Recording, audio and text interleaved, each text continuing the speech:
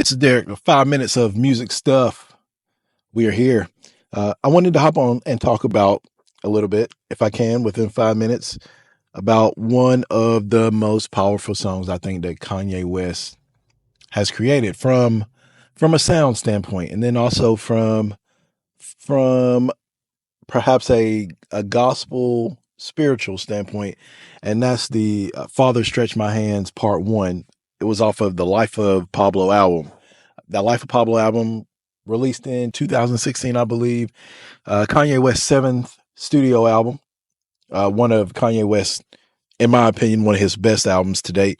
I put that up there with my dark and twisted, my beautiful dark twisted fantasy. That album, but from a production standpoint, from the experimental tracks that Kanye West put on that album, I think is one of his best works. But I guess one of the songs on that album that I have had an incredible grievance with is the Father Stretch My Hands Part One again. And to this day, I still don't understand how Kanye West allow how he thought that his first verse was the best verse that needed to be on that song, given the sound, given the sample they used, given just the totality of that track. That his opening verse was the one that they had to go with, and nobody else in the studio or anybody else was like, "Hey man, let's do a take two on this. Let's try something else. Let's get a couple of different takes, a couple of different verses, and then let's choose from those." Like I got a hard time believing that was the best one that they could have used. But first, all right, hold on. Let's talk about the sample. The sample is Father Father Stretch. I think Father I Stretch My Hands. It is from Pastor T.L. Barrett and I think the youth choir.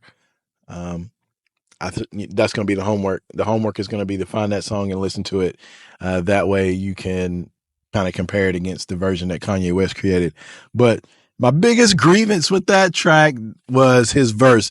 And this is how he starts out his verse. I mean, you have this beautiful gospel sample, this soulful sample, and then Kanye West comes in with his verse and he starts it out and he goes, "Now, if I this model and she just bleached her asshole and I get bleach on my t-shirt, I'ma feel like an asshole."